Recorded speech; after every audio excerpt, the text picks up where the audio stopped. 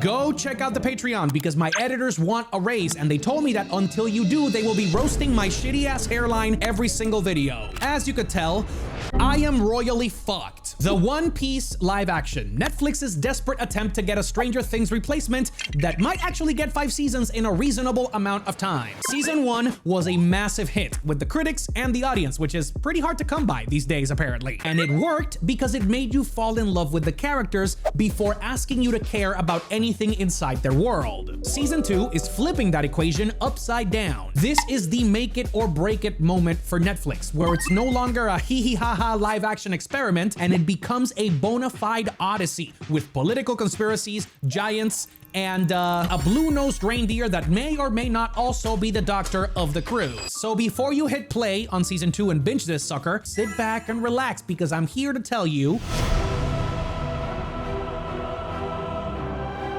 for you to really grasp why the internet is collectively creaming its pants over the new season of One Piece, we gotta yap about where we left this ragtag band of misfits after season 1. The first 8 episodes of this thick, juicy quest were covering the East Blue Saga, 5 arcs from the anime that built the emotional architecture of the story, if you will. Starting off, we got the captain himself, Monkey D. Luffy, and his journey through the East Blue, which looked deceptively simple on the surface. He's the wandering rookie pirate chasing a dream, but by the finale, you realize that the season was quietly establishing something way larger. That Luffy's optimism isn't him just being naive, it's total defiance against a world that is truly unjust. He walked into villages ruled by fish dictators and marines serving corrupt shadow organizations. But instead of being shaped by those realities and turning into a villain himself, he stood up to them. His victory over Arlong wasn't just about beating the big baddie. It was about proving his grit and leadership. He proved that he was worthy of all that main character energy oozing through his pores by showing Nami that her freedom mattered to somebody else just as much as it mattered to her. Zoro, on the other hand, yeah, this dude had some tough-ass pills to swallow. Makenyu, he did a phenomenal job showing us Zoro's growth throughout the season so far. By the end of Arlong Park, this man got wrecked by Mihawk and met face to face with a Kendrick Lamar-sized lesson in humility. But getting beat by the person that he's trying to emulate wasn't humiliation, it was actually clarity. He survives because of his friends, and now he set forth a vow to never lose again, which is him recognizing that his dreams of becoming the best swordsman in the world are going to require major sacrifice. The live action series did something brilliant here. It showed us that Zoro is not simply the devil-may-care stoic archetype. He's actually a man fully aware of how far he still has to go to accomplish his goals. That humility is the foundation of who he has to become to help the squad on their quest to sail the Grand Line. Pero Nami, my best girl, I love you. How do we explain the whirlwind that Nami had to go through? Okay. Her arc wraps up in the same way a storm breaks, if you will. It was loud, violent, and healing all at once. Her betrayal of the Straw Hats to help her hometown survive ended up transforming her into a trustworthy human being. Her rage was channeled into a call for liberation that Luffy, my boy, was ready to answer. She is now fully on board, committed to the ballgame, and tracing a map of the entire world, while also helping her captain accomplish his dream of finding the One Piece and becoming king of the pirates. Usopp and Sanji are a different story though. These two went X Games mode in very different ways because they represent the emotional compass for the entire crew. Usopp was a compulsive liar through and through, but his bravery in Syrup Village proved that he could step up and become the version of himself that he was always exaggerating in his stories. It lines up perfectly with his dream to become a brave warrior of the sea. Sanji said farewell to his mentor Zeph in a way that made all of us cry. It was a passing of the torch moment where one man is giving his dream to the next generation. Someone who felt like he never truly had a home and is now leaving the only place that gave him a chance to express himself through the food to become one of the key pillars of a newfound family.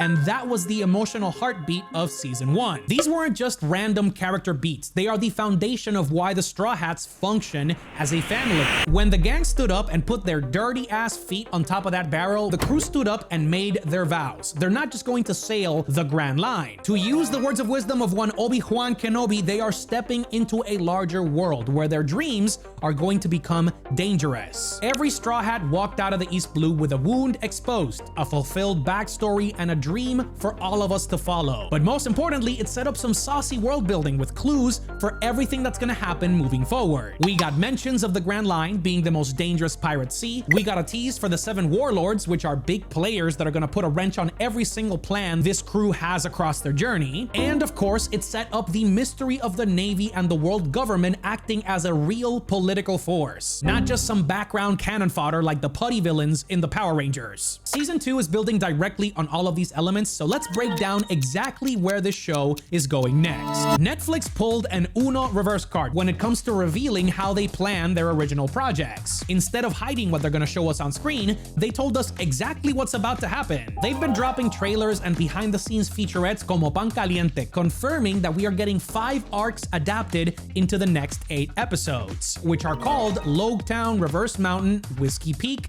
Little Garden, and Drum Island. Each one is setting up a different level of the stage for a big arc that we're going to see in season 3, which is already in production, called Alabasta. This is where it gets spicy. I need you to lock in. My editors are gonna do you a massive favor, and they're going to show you exactly the episodes for every single arc that we're going to see in season 2. But because we love you with all our hearts, we're going a step beyond. Okay, so by now you know that One Piece is long as fuck. So fans of the series decided to hit each other with a Tiger Woods style dap and created a self-edited project where they cut out all of the filler and the recaps. Basically, it means you can watch the show as close to the pacing of the manga as possible. This is called One Pace, and there's a Discord server for it that will answer all of your questions because I can't cover all that in this video. But for your convenience, I've left it in the video description. Plus, it's got a spreadsheet where they organized the watch order history that you should use to experience the story. So here are all of the arcs in regular One Piece episodes and their One Pace equivalents. I need you to lock in, baby. We're going in. Here is exactly what you can expect from each arc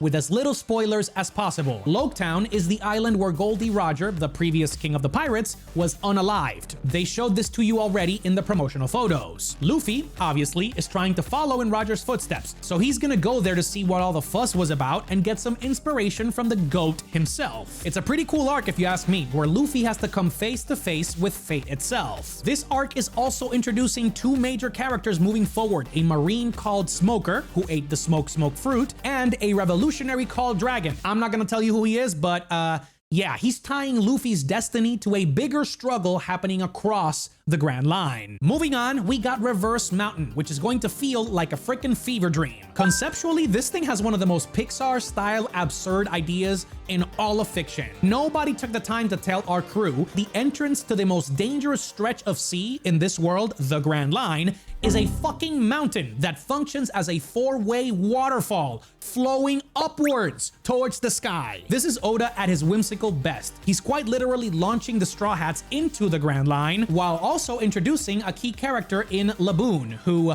bear with me here, is a literal whale waiting for his best friend to pick him up. Kinda like your dad when he went to go pick up the milk and never came back, okay? This backstory will probably make you cry, and most importantly, it pays off with a character introduction way further down the line. Whiskey Peak is a different ballgame. This is a town that celebrates pirates by day, but secretly hunts them by night. It's really important because it will pay off the teases from season 1 with the organization known as Baroque Works. It has a ton of moving pieces that will set up one of the best arcs in the entire show later on. And Zoro will finally get his big hero moment instead of being treated like a D1 basketball player getting beat one-on-one by LeBron James. No. Wait. Little Garden is interesting. It's a prehistoric island, frozen in time, populated by giants, dinosaurs, and ancient creatures. Wacky, I know, but it gets even better. If you saw the trailer or the promo pictures, this is where we're going to be introduced to the big dueling giants called Dory and Broggy. The sense of scale is elevated all the way up to 1,000 in this arc, okay? The giants are always fighting, which is pretty standard procedure for this world, but their duel teaches the crew something very important: that the Grand Line is not a safe haven built for their dreams to come true. It's a world that they need to adapt to or risk getting crushed by it. But the most important arc in this entire season is 100% Drum Island. It is the emotional centerpiece of the story so far, because it's going to introduce the de facto mascot of the show and the newest Straw Hat crew member, Tony Chopper. We already got a tease into his voice, given to us by the lovely Michaela Hoover. And if you thought that he was just cute in that trailer, you're gonna start to cry, because his backstory with Dr. Cureja and Hariluk literally hits you straight in the feels. The core themes that you're gonna find throughout all of the arcs blending together is found family, grief, and eventually medical ethics. Oh yeah, and there's a villain called Wapol that literally crunches his victims into paste with a metal jaw. Yeah, this show is getting crazy as fuck. By this point, you know where we stand at the end of season 1 and what to expect roughly from season 2. But there's a couple of extra details from the production of the series that we gotta bring to the table so you can see the bigger picture. If you couldn't guess already, there's going to be a massive tonal shift from the East Blue Saga going into the Grand Line. Each island is going to represent a different challenge for the crew, where the weather gets crazier, enemies get more powerful, and the stakes get increasingly more political. Season 1 proved that Netflix could adapt the heart of the show. Now, Season 2 has to prove that they can also adapt the weird parts of the story. I need you to lock in, okay? The budget for this season is reported to hover around 18 million maracas for each episode. That is Game of Thrones level moolah, okay? Because the story is getting larger in scale. From a creative and world building standpoint, they had to step up in a big way, and they did. Filming largely took place on location in South Africa, with Tomorrow Studios returning as the production partner to create the sets that we're going to see come to life. If you got the chance to sit down and see some of the behind the scenes featurettes, you can tell that there's a notable visual shift. More dramatic locations, full-scale set pieces, and expanded VFX. With that said, not everything has been sunshine and rainbows, homie, because behind the scenes, sadly, Matt Owens, the original showrunner that brought the manga to life in season 1, will be temporarily stepping back for mental health reasons, but they did get Joe Trax to replace him. Joe was a writer and producer for season 1 of the Percy Jackson Disney Plus series, which actually turned out great. So he does have that experience adapting a larger than life story under his belt. If you're asking me, this is a pretty solid choice for a new creative captain for the ship. You see what I did there, huh? Oh, brother, this guy stinks! But the most important piece of the puzzle behind the camera, though, is that the series creator, Ichiro Oda, has been giving direct oversight over the project, and he's been working hand in hand with the showrunners to make sure that the character moments, the visuals, and the castings are true to the pages that he drew. Why should all this bullshit be important to you? Well, because these arcs hold the key pieces for the next big arc to hit in season 3, which is Alabasta. Speaking of which, the biggest mic drop for the Netflix production is the fact that they already revealed the castings for the next big part of the story. I do not trust myself, and I'm probably gonna butcher every single one of these names, so I'm gonna make a business decision, and my beautiful editors are just gonna show you the names of each one of the actors. We got Mr. 3, Princess Vivi, Dragon, Nefertari Cobra, Crocodile, and even Nico Robin coming in hot. Some were apparently controversial, but I love every single one of the choices so far, especially when it comes to the big sexy shirtless pirate coming in season 3. We needed a big personality to fill the shoes of Luffy's older brother Fire Fist Ace, and homie, they did not disappoint. Latinos everywhere are out here winning because Xolo Maridueña is going to be playing Iñaki's older brother. Mwah! Peak fiction. I love this decision. I've been yapping for like 30 minutes, but all of this is key information for you to understand that the groundwork is being laid for this to be an epic series. From the castings to the sets and the story, everything fits right in place. But let's not try to get too ahead of ourselves getting hard for season 3 while we're still a couple of years away. Instead, let's go deeper into season 2 because there's a couple of moments that are going to shock the entire world. This, my friend, is the spoiler section of the video that I mentioned earlier. If you want to raw dog the season with no insight into what's going to be happening next, Jimmy, Luis, please point them to the right direction. This is the next timestamp. You can enjoy the rest of the video right there, okay? Thank you. Okay, we already know Netflix is positioning One Piece as one of their flagship series, going as far as beginning season 3's production in tandem to season 2. This is because they want to keep the actors and the characters' ages consistent. So now the success of the show is predicated on how they handle the pacing, the VFX, and the following moments. If you've been chronically online like me, watching all of the botched CGI fests that Hollywood has been dumping through our throats for the past 5 years or so, you can relate when I say that Netflix needs to nail the CGI. Chopper is the first truly unreal Straw Hat. He's fully animated with an animal yet human anatomy, packed with a cute design and a gut-punching emotional backstory. If they can nail Chopper, it proves that they can later handle Skypiea's gods, Enel's lightning powers, the Fishman Island districts, the animals in Zoo, and of course, all the bullshit that's gonna happen in Dressrosa. If they fumble on Chopper, fans will doubt any single arc that leans heavily on non-human characters. The big question is pretty simple. Can Netflix keep the pace, budget, and depth to match the manga's escalating stakes? I think the answer is yes, but why does all of this matter? Well, One Piece is a franchise measured by its world building and the emotional stakes that it evokes in us. So if you fuck up there, in lo básico, everything else crumbles. Exhibit 1 is Drum Island. This is going to be one of the most Pixar-esque arcs that we'll see for a while. So if Netflix is able to mix the spectacle and character work while sprinkling in some foreshadowing here and there, it will justify future seasons for a decade's worth of storytelling. Okay, I get it. That was a lot of info. But what does all this mean for the future of One Piece? This is where the Straw Hat crew stops living a small-time story. It's where each one of the members discovers that the world that they dreamed of exploring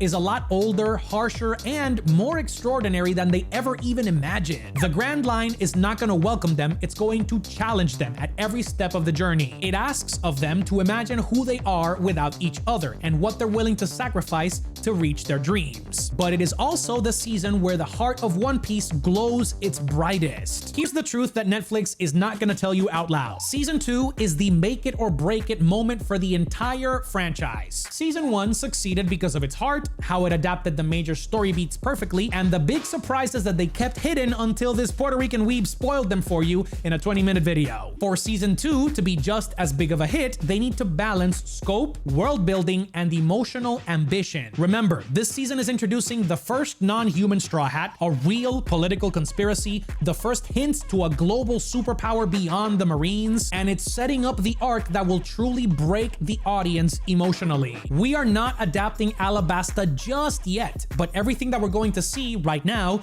is a prelude to it. If Season 2 can stick the landing, the show will actually earn the right to adapt the saga that defines the first section of One Piece. An arc that made millions of fans fall in love with these characters, and a story that will require the highest level of emotional and visual execution that Netflix has ever put to the screen. If you think about it, this season is the bridge that Netflix needs to cross to get to the real challenge, because they're not just adapting One Piece anymore. They're actually stepping straight into the core of what makes the series so timeless.